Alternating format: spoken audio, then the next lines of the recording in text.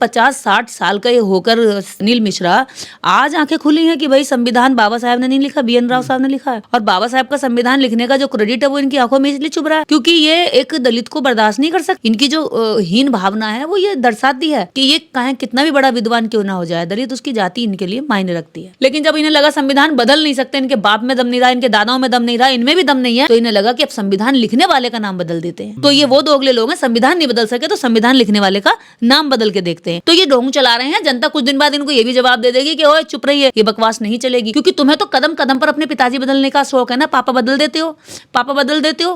क्यों? पहले तुमने कहा कि राय बिहारी रायजादा ने संविधान लिखा है, जो बाबा साहब डॉक्टर अम्बेडकर के टाइपिस्ट थे। पहले उसको तुमने अपना पिताजी बनाया, वो स्वीकार नहीं हुआ।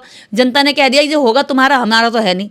देश का तो वो बीएन राव, देश का तो रायजादा बिहारी जो है संविधान लिखने वाला बन नहीं सकता। तुम्हारे लिए कुछ लिखा हो तो तुम मानते रहो। उसके बाद में जब वो शिगुफा नहीं चला, वो एजेंडा नहीं चला, वो फेल हो गया इनका प्रोपेगेंडा, तो इन्होंने बीएन राव का प्रोपेगेंडा छोड़ दिया। हो सकता है भी अनिल मिश्रा की औलाद किसी और को अपना आगे आने वाला कोई संविधान का रचयिता किसी और को बनाने लगे, तो इस बात के लिए भी जनता तैयार रहे, क्योंकि ये तो कदम कदम पर जैसे डाल डाल पर इतनी जल्दी गिरगिट रंग नहीं बदलता, इतनी जल्दी डाल पकड़कर दूसरी डाल पर बंदर भी नहीं उछाल मारता जितनी जल्दी ये अपने पिताजी और अपने पापा को चेंज कर देते हैं। क्योंकि आज की जनता वो नहीं है जिसको तुमने शिक्षा से वंचित रखा था, सवाल नहीं करना जानती थी। आज दलितों को, अछूतों को, विशेषकर महिलाओं को अपने अधिकारों की बात करनी आती है। खासकर हम जैसे लोग तुम्हारी दाढ़ पकड़कर ये सवाल फिर करेंगे, अगर संविधान तुम्हारे बाप बीएन राव ने लिखा है तो संविधान में लिखा आरक्षण तुम्हारे पेट में दर्द क्यों करता है? क्यों तुम्हारे पेट में दर्द होता है? स्वीकार करो, उस आरक्षण को स्वीकार करो, और आरक्षण में मिले गए प्रावधान का जो कॉन्स्टिट्यूशन में प्रावधान है उसको पूरी तरीके से पैरवी करो, उसकी सुरक्षा करो, सरकारों के सामने लड़ो कि क्यों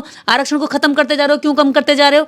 और इस देश के अंदर दलितों को, अछूतों को, महिलाओं को समानता का अधिकार मिला जिसकी तुम हमेशा नफरत करते हो, उसकी हमेशा पैरवी करो, उसको आगे बढ़ाने की कोशिश करो। लेकिन तुम ऐसा नहीं करोगे। बाबा साहब हिंदू कोड बिल लाए तो पुतले फूके, संविधान लाए, समानता लाए तो पुतले फूके, उनकी प्रतियां चलाई। बाबा साहब कम्युनल अबॉर्ड की लड़ाई लड़े थे तब उनकी प्रतियां चलाई, देशद्रोही कहा गया।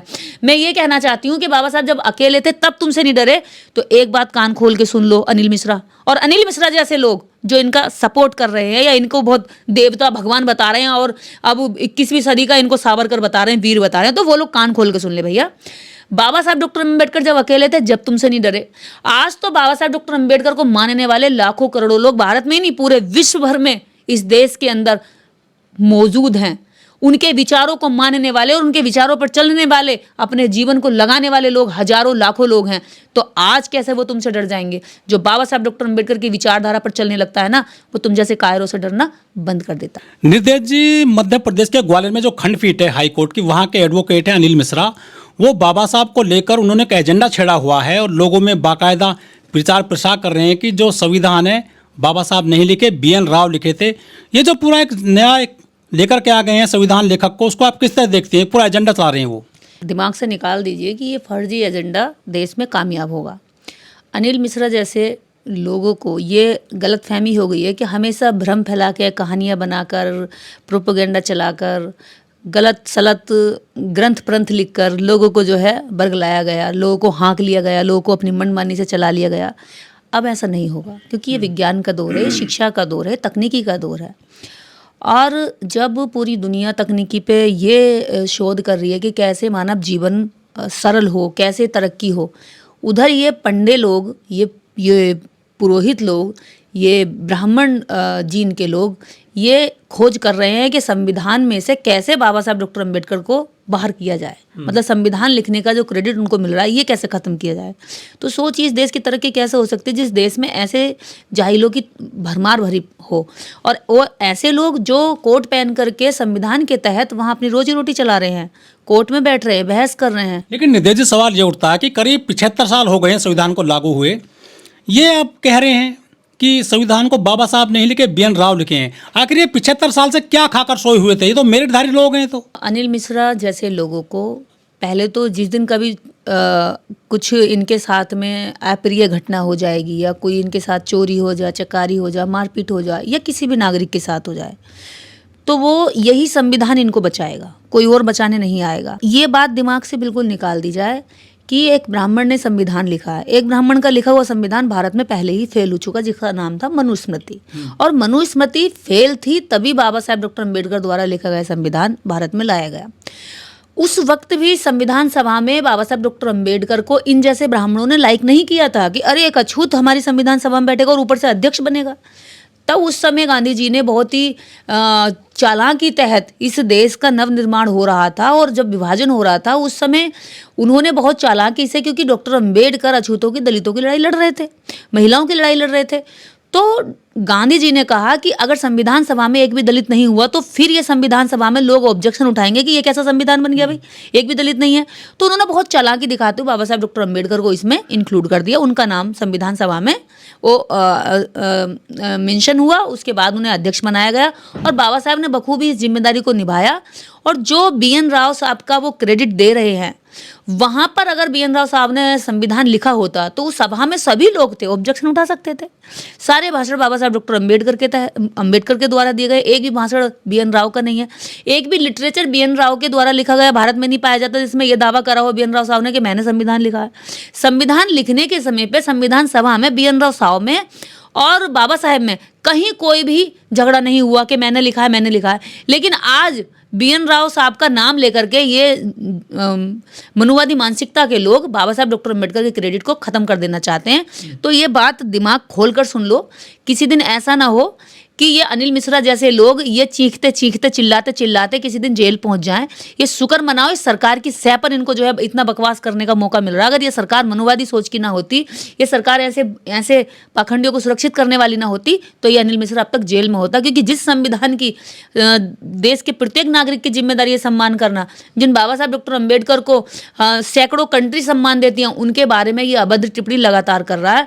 और ये केवल एक अकेला अनिल मिश्रा नहीं है, अनिल मिश्रा की ताकत है इस सरकार में बैठे हुए वो लोग जो बाबा साहब डॉक्टर अंबेडकर का नाम तो लेते हैं लेकिन अंदरूनी उनसे कहीं ना कहीं उनके विचारों से घृणा करते हैं। ये पहले कहते थे कि हम संविधान को मानते नहीं, फिर मानने लगे, फिर कह रहे हैं कि संविधान तो बाबा साहब ने नहीं लिखा है। भी नहीं है साहब, मानते ये कहाँ संविधान को मान देते हैं। 2018 8 नवंबर को इन्होंने यहाँ संसद के बाहर प्रतियां जलाई थी जंतर मंतर पर, और संविधान की प्रतियां जलाई। उन्होंने कहा कि हम इस संविधान को एक्सेप्ट ही नहीं करते क्योंकि इस संविधान में आरक्षण है, क्योंकि इस संविधान में दलितों के समानता के अधिकार हैं जो हमें कतई बर्दाश्त नहीं है, क्योंकि ये मनुस्मृति के मानने वाले लोग हैं।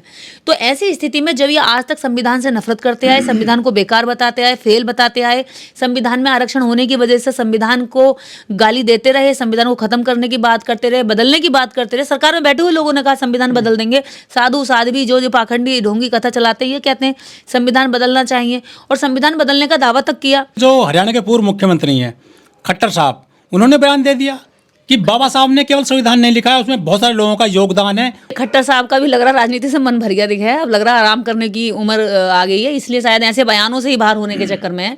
राजनीति करने से जिसका जी भर रहा हो, जिसका समाज में सम्मान पाने से जी भर रहा हो, वो इस तरह की घटिया बयानबाजी कर सकता है। हालांकि खट्टर साहब को कुछ ही घंटों के अंदर इतना ट्रोल किया गया, देश के लोगों ने इतनी जल्दी से उस पर ऑब्जेक्शन उठाया। और ये जरूरी भी है कि जिसको भी लगे कि बाबा साहब डॉक्टर अंबेडकर या आपके संविधान के प्रति, आप केवल संविधान के, आपका हक है कि संविधान के खिलाफ अगर कोई आवाज खड़ी कर रहा है, बुलंद कर रहा है, तो आप उसके खिलाफ खड़े होइए, आप बोलिए। देखिए जब खट्टर साहब को बयान पीछे लेना पड़ा तो ये अनिल मिश्रा जैसे चीज क्या है, इनको भी वापस जाना पड़ेगा। कल हो सके कि अगर दुश्मन हो गए हैं संविधान के, कभी कोई कहता कि संविधान बाबा साहब ने लिखे, कभी कहते हैं हम संविधान को नहीं मानते। ये देशद्रोह में देशद्रोह का काम कर रहे हैं ये लोग। तो देखिए ये असली देशद्रोही हैं, ये जातंकवादी लोग हैं, जो जातंकवाद इनके नस नस में भरा है, जिनके दिमाग में जातंकवाद इतनी बुरी तरीके से हावी है कि देश के अंदर जिस संविधान से पूरा भारत चलता है उस संविधान को लिखने वाले व्यक्ति को ये स्वीकार नहीं कर पा रहे हैं, केवल इसलिए क्योंकि इन्हें लगता है कि उसकी जाति इस लायक नहीं है कि ब्राह्मण उसको स्वीकार करे। क्योंकि मनुस्मृति में ये कहा गया है कि ब्राह्मण ही सर्वोपरि है, ब्राह्मण ही जो है मार्गदर्शन कर सकता है, ब्राह्मण ही ज्ञान दे सकता है, ब्राह्मण ही लोगों को मतलब मोक्ष प्राप्त करवा सकता है। लेकिन यहाँ के लाखों करोड़ों दलितों, अछूतों और महिलाओं का जो मोक्ष प्राप्त करवाया वो बाबा साहब डॉक्टर अंबेडकर ने मनुस्मृति को जलाकर संविधान को लाकर करवाया।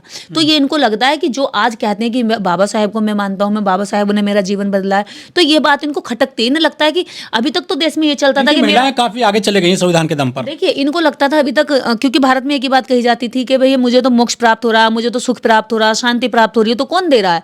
मुझे स्वर्ग प्राप्त हो रहा है तो कौन दे रहा? पंडित जी दे रहे हैं, ब्राह्मण देवता दे रहे हैं, लेकिन अब लोग कह रहे हैं, लाखों करोड़ों की तादाद में लोग कह रहे हैं कि मेरा जीवन अगर बदला है, मेरा नर्क जैसा जीवन था, मुझे शिक्षा अगर मिली तो बाबा साहब संविधान की बदौलत, मुझे अगर हिंदू कोड बिल मिला, आज मैं महिला हूं, मुझे अगर विशेष अधिकार मिले तो बाबा साहब डॉक्टर अम्बेडकर की बदौलत, अगर इस देश के अंदर महिलाओं को समानता का अधिकार मिला, अछूतों को समानता का अधिकार मिला, गरीबों को, मजदूरों को, यहाँ तक कि मजदूरों को जो 12 घंटे काम, 14 घंटे काम करने का टाइम था वो 8 घंटे का हुआ, उनकी मजदूरी बढ़ी, औरतों को बराबरी मजदूरी मिली, तो ये किसी मनुस्मृति के दम पे नहीं, किसी पंडित पुजारी के दम पे नहीं, पूजा पाठ के दम पे नहीं, बाबा साहब डॉक्टर अंबेडकर के लिखे संविधान के दम पर है। तो ये बात जैसे ही लोग कहते हैं, जैसे ही पब्लिक ये बात कहने लगती है, वैसे ही इन ऐसे जातिवादी लोगों को दर्द होता है, पेट में मरोड़ होती है कि यार अब तक तो हमें क्रेडिट मिलता था, जबकि हम कुछ करते नहीं थे फिर भी क्रेडिट खाते थे।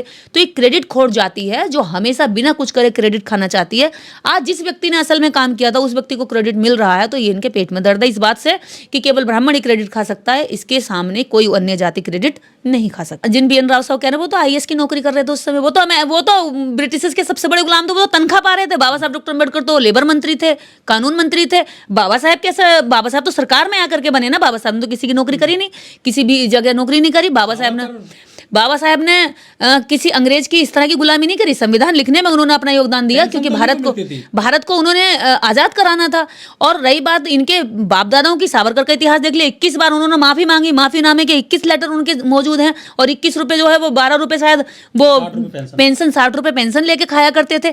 तो जो अंग्रेजों से पेंशन लेके खाते थे, जो अंग्रेजों को माफी लिखते थे कि भैया मैं जो है तुम्हारे खिलाफ नहीं लड़ूंगा, मैं तुम्हारी आरती और पूजा करूंगा, तुम मुझे जो है जेल से छुड़ा दो, फिर भी उन्हें नहीं छोड़ा। उन्हें पता था कितना जहरीला है, बाहर निकलते कुछ और अंदर जाते कुछ।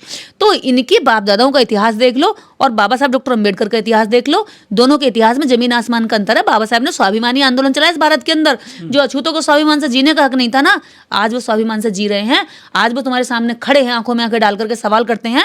तो ये बाबा साहब डॉक्टर अम्बेडकर की बदौलत है, ना कि वीर सावरकर की बदौलत। वीर सावरकर की औलाद तो अभी माफी मांग के चले जाएंगे। अनिल मिश्रा पे अगर अभी कार्रवाई हो जाए तो ये अभी हाथ जोड़कर माफी मांग लेगा। ये ऐसे माफी वीर लोग हैं जो गलतियां करते हैं, अपराध करते हैं, अपराधों के बाद माफी मांगने की इनके अंदर बहुत बड़ी क्षमता होती है। एक अम्बेडकरवादी जल्दी से, क्योंकि वो सही करता है और उसे पता होता है मैंने जो किया है ये एकदम सही काम है, वो जल्दी से माफी नहीं मांगेगा जितनी जल्दी अनिल मिश्रा जैसे लोग घुटनों पे आ जाएंगे। यही अनिल मिश्रा जैसे लोग, जब बहन कुमारी मायावती जी CM बनी थी तो पैरों में चढ़ते थे और कहते थे तुम देवी हो, और चढ़ावा चढ़ा के आते थे, पैर 10 बार नहीं 52 बार, हाँ, उनके सैंडल उठाकर सिर पर रखते थे, तुम ही हमारी देवी हो।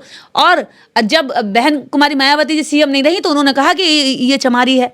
तो ये ऐसे घटिया लोग हैं जो तुरंत जो है रंग बदल देते हैं। ग्रिड भी इन्हें देख के शर्माता है कि भाई साहब ये कौन सी जाति के लोग हैं जो हमसे पहले रंग बदलते हैं। जो आरक्षण है ना ये भी खत्म हो, और ये जो एट्रोसिटी एक्ट है 1989 का ये भी खत्म होना चाहिए। इसमें जो निर्दोष लोगों को जेल होती है, वो पूरा एजेंडा चाह रहे हैं कि तीनों चीजों को खत्म किया जाए। जब संविधान BN राव साहब ने लिखा है, और संविधान में ही प्रावधान है SC/ST एक्ट का, संविधान में ही प्रावधान है आरक्षण का, तो तुम एक तरफ कह रहे हो कि संविधान तुम्हारे घर से लिखा गया है, दूसरी तरफ कह रहे हो उसमें जो चीजें डाल दी दो वो बाबा साहब डॉक्टर अम्बेडकर कोस रहे हो। यानी जो कोसने की बात है, जो मीठा मीठा वो मेरा, जो कड़वा कड़वा वो थूक दूं, तो ये तो दोगली बात हो गई ना। तुम्हें दोनों को, या तो तुम्हें इन्हें भी एक्सेप्ट करो, हम मानने को तैयार है, चलो संविधान BN राव ने लिखा है, लेकिन आरक्षण को भी प्यार करो जैसे हम करते हैं आरक्षण को। अगर हम बाबा साहेब को मानते हैं तो बाबा साहेब के लिखे सारे संविधान को भी तो मानते हैं।